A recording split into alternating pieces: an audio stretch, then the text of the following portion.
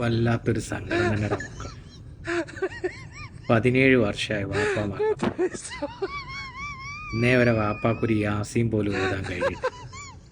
അങ്ങനെ 17ാമത്തെ വാപ്പാടെ ആണ്ട് നേർച്ചയ്ക്ക് ഫുഡൊക്കെ വെച്ച് കുടുംബക്കാർക്ക് കൊടുക്കാന്ന് വിചാരിച്ചു. ഒരു യാസീൻ ഓതാന്ന് വിചാരിച്ചു. ആ മനുഷ്യൻ ജീവിച്ചിരുന്നപ്പോൾ ഇവളൊക്കെ എന്തെങ്കിലും വെച്ചു കൊടുത്തിട്ടുണ്ടോ ആവും. ഇതൊക്കെ എവിടെ നിന്ന് വണ്ടി കയറി വരുന്നോ ഒന്നും പറയാനില്ല. കണ്ടു.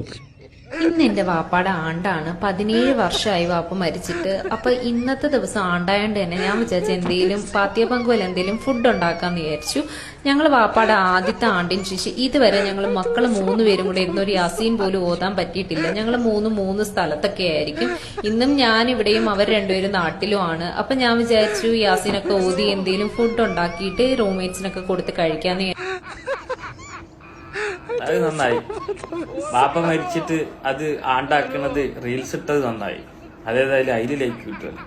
പിന്നെ ഈ പാത്തിയുടെ പങ്കോ, അതെന്ത് സാധനം? ഞാൻ ആദ്യമായിട്ട് പാത്തിയ പങ്ക് പോലത്തെ ഒരു സാധനം. പങ്ക് കാസർഗോട്ടേക്ക് മറ്റതല്ലേ? അത് പോട്ടെ, നിങ്ങൾ എന്തെങ്കിലും ഉണ്ടാക്ക്. അതെ ബാപ്പ മരിച്ചിത്ര ഇതുവരെ ഒരു യാസീനും കൂടി ഓതാൻ നിങ്ങൾക്ക് പറ്റിയിട്ടില്ല. ഈ റീൽസിൽ ഇങ്ങനെ ഇരുന്ന വീഡിയോസ് ഒക്കെ ഇടാ. നേരെ ചവ ഇരുന്ന് കഴിഞ്ഞാൽ ഒരു 14 മിനിറ്റ് 15 മിനിറ്റ് മതി ഒരു യാസീൻ ഓതാൻ. അതിന് നിങ്ങൾക്ക് സമയമല്ല. നിങ്ങൾക്ക് റീൽസ് ഇടാൻ സമയമുണ്ട്. അയാളൊക്കെ സത്യത്തിൽ പറഞ്ഞു കഴിഞ്ഞാൽ ആ കവർ കിടന്നിട്ട് ആലോചിക്കുന്നുണ്ടാവും, അന്നൊരു വാഴ വെച്ചിരിക്കുകയാണെങ്കിൽ ആ വാഴ പിന്നീട് ഇങ്ങനെ മുട്ടി പൊളച്ച് പിന്നെയും ആൾക്കാർക്ക് ഉപകാരമായിട്ടാണ് ഉണ്ടായിരുന്നത്. തല കുറെ മുടി കുതിരന്റെ വാല് പോലെ തൂക്കിയിട്ട് അവിടെ ഇരുന്നിട്ട് ഖുറാനോത്തുക, യാസീനോത്തുക. എന്റെ വാപ്പ മരിച്ചിട്ട് ഇതുവരെ യാസീനും കൂടി കോതാൻ പറ്റിയിട്ടില്ല. അതിനെക്കാട്ടിലും നല്ലത് അയാള് വാഴ വെക്കണല്ലേ. എന്താ ഇതൊക്കെ അല്ലേ? വെറും പ്രഹസനായി മാറിയിരിക്കണം. ശരിക്കും പറഞ്ഞു കഴിഞ്ഞാല് ഇസ്ലാമിൽ തന്നെ കേട്ടോ ഈ പ്രഹസനം കൂടുതൽ. 100% പറയുന്ന ഇസ്ലാമില് മുസ്ലിം ആളുകൾ തന്നെയാണ് ഈ ഏറ്റവും കൂടുതൽ ഈ പ്രഹസനം കാണിച്ചുകൊണ്ടിരിക്കുന്നത്. കാരണം അവർക്ക് തന്നെ അറിയാം ഇതൊക്കെ പ്രശ്നമാണ്, ഇത് ചെയ്യാൻ പാടില്ലാന്ന്. അപ്പൊ ഇതുപോലത്തെ ഓരോ ശൈത്താന്മാർ ഇറങ്ങി വരും. എന്നിട്ട് ഇങ്ങനെ ഈ കാണിക്കണമൊക്കെ കാണുമ്പോ ഭയങ്കര സങ്കടം തന്നെ ഇതൊക്കെ കാണുമ്പോ കേട്ടോ. മറ്റുള്ള മതക്കാർക്കൊക്കെ ഒരു കുറച്ച് അവരുടെ മതത്തിന് ഒരു ബഹുമാനവും ഇതൊക്കെ ഉണ്ട്. അവർ ആ ഭക്തിയോടുകൂടെ അവർ കാര്യങ്ങൾ ചെയ്യുള്ളൂ. എന്തെന്നെ ആയിക്കോട്ടെ.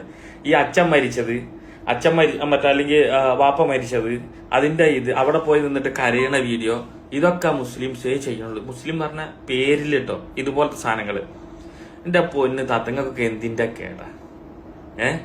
എന്റെ വാപ്പ മരിച്ചിട്ട് ഇതുവരെ ഒരു ഇതും കൂടി ചെയ്യാൻ പറ്റിയിട്ടില്ല. ഞാനൊരു പാത്തിയ പങ്ക് ഉണ്ടാക്കണം എന്ന് വിചാരിച്ചിരുന്നു. ആ പങ്ക് ഉണ്ടാക്കിയിട്ട് വേണം പങ്ക് മാറ്റാന്. എന്താ ഇതൊക്കെ?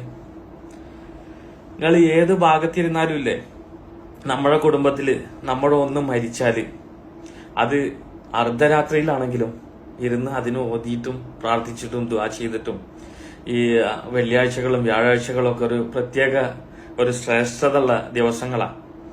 അതുപോലെ തിങ്കളാഴ്ച രാവ്, ഇതിലൊക്കെ സംഭവങ്ങൾ, ഇതിനൊക്കെ മദ്രസയിലൊക്കെ നിങ്ങളെ നല്ലോണം പഠിപ്പിച്ചിട്ടുണ്ടാവും.